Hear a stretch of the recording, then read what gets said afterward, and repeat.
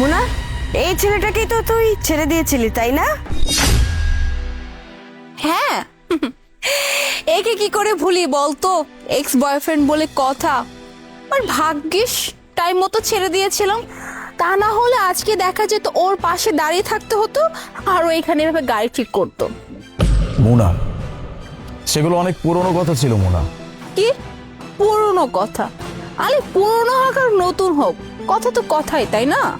এই শোনো, আমাদের কলেজের সবচেয়ে সুন্দরী মেয়ে ছিল মুনা, আর তোমার সেন্স কি তুমি মুনার মতো একটা মেয়েকে পছন্দ করতে? হ্যাঁ দেখো, তোমাদের কোথাও ভুল হচ্ছে। এই তুই কি বললি? আমরা ভুল করছি?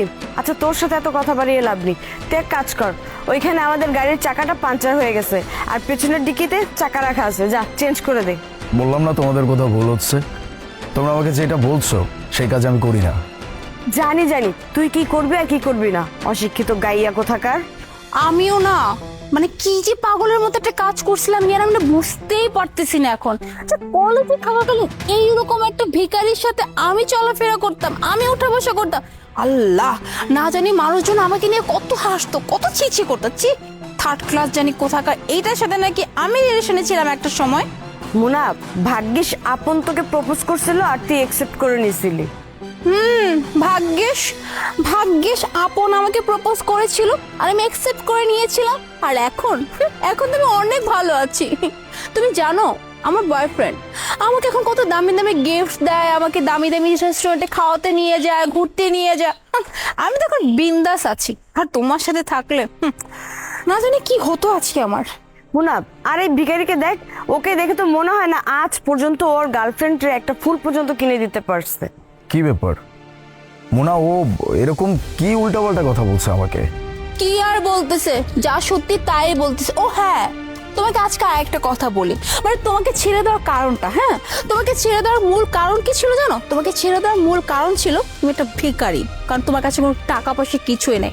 আমি তো ভেবেছিলাম হয়তো তোমার কাছে টাকা পয়সা আছে, মানে তোমার সাথে রিলেশন করলে আমি ভালো থাকতে পারবো, ভালো খেতে পারবো, দামি দামি গিফট দিবা, ভালো জায়গায় ঘুরতে নিয়ে যাবা। বাট না, কি দেখলাম শেষমেশ তুমি একটা জিরো, আর তুমি না সারা জীবন জিরোই থেকে যাবে, তোমার দ্বারা কিচ্ছু হবে না।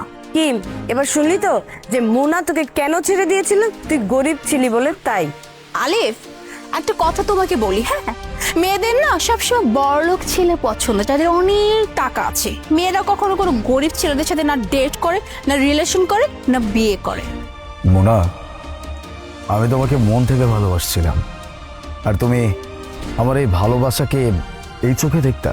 শোন, আমি তোকে একটা কথা বলি, হ্যাঁ, আমি তো নিহাতি ভেবেছিলাম যে তোর সাথে থাকলে আমি হয়তো ভালো থাকবো, এই জন্য তোর সাথে রিলেশনে গিয়েছিলাম।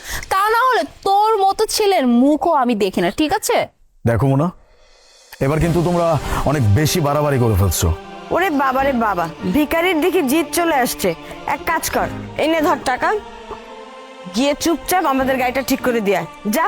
আর শোন, ওখানে এক্সট্রা কিছু টাকা দেওয়া আছে, হ্যাঁ, বাকি যে টাকাটা থাকবে ওই টাকা দিয়ে তোর যে উড বি ওয়াইফ, মানে যাকে বিয়ে করবে, আমি না এখন যে রানিং গার্লফ্রেন্ড আছে, তাকে কিছু খাওয়াস। তা না হলে তো ওই মেয়েটা সারা জীবন তোর কাছ থেকে কিছু না খেয়ে মরে যাবে।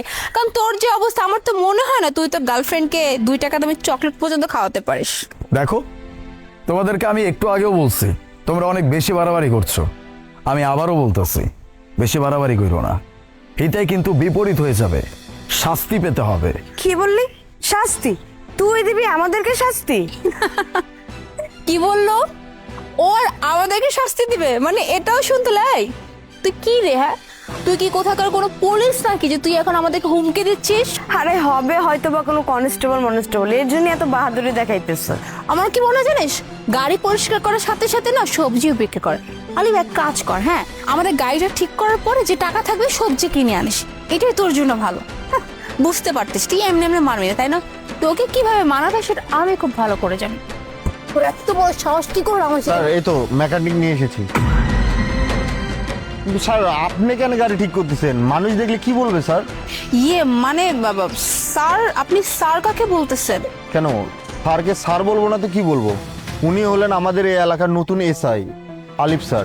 আর নতুন এসআই? ইয়ে মানে আলিফ, তুমি এখানকার নতুন এসআই? চিন্তা কষ্ট হচ্ছে? 1 মিনিট।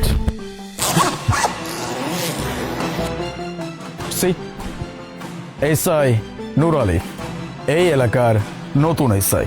আলিফ, আমি তো তোমার এক্স গার্লফ্রেন্ড, তাই না?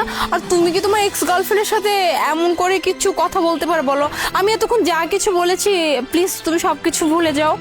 তাই নাকি? মোনা, আমি তোমাকে যত দেখছি রীতিমতো আমি তত বেশি অবাক হচ্ছি। একটা মানুষ গিরগিটির থেকেও এত ফাস্ট কিভাবে নিজের রং বদলাইতে পারে, এটা যদি আমি তোমাকে না দেখতাম তাহলে কখনো বুঝতে পারতাম না। What an acting! তুমি যদি কোনো নাটক সিনেমায় অভিনয় করতা তাহলে ট্রাস্ট মি, তুমি অবশ্যই অ্যাওয়ার্ড পাইতা। কি মোনা, রূপ চেঞ্জ হয়ে গেছে? এতক্ষণ পর্যন্ত আমাকে ছোট লোক, মেকানিক, সামান্য একজন কনস্টেবল, সবজিওয়ালা, যা ইচ্ছা তাই বলে অপমান করলা। আর এখন যেই জানতে পারছো যে আমি এই এলাকার নতুন এসআই, অমনি তোমার টোন চেঞ্জ, তোমার রূপ চেঞ্জ। Claps for you. অনেক ভালো লাগছে। তুমি আমাকে একটু আগে কি যেন বলছো? যে আমার টাকা পয়সা ছিল না, আমি একটা গরিব ছেলে ছিলাম, দ্যাটস ওয়াই আমাকে ছেড়ে চলে গেছিলা।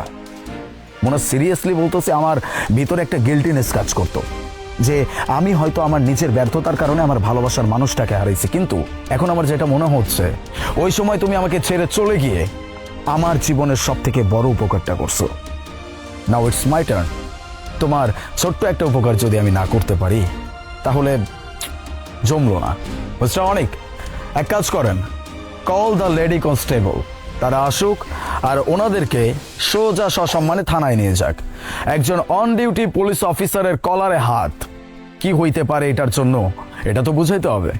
Sir, I am sorry sir, আমি বুঝতে পারিনি যে আপনি এলাকার SI. I am so sorry sir, আমাদের ভুল হয়ে গেছে স্যার। আলিফ প্লিজ আমাকে মাফ করে দাও, আমাকে থানায় নিয়ে যেও না। আমি বুঝতে পারিনি, আমি না বুঝে তোমাকে এত কথা শুনিয়েছি আর তোমার কলার ধরে ফেলেছি। প্লিজ আমাকে মাফ করে দাও। ক্ষমা, এটা তো আমি করতে পারবো না, বাকি কথা থানায় হবে। Call them.